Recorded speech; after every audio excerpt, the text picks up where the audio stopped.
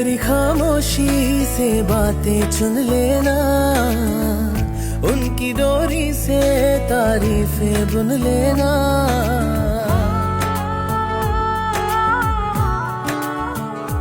हाँ, मेरी खामोशी से बातें चुन लेना, उनकी डोरी से तारीफें बुन लेना।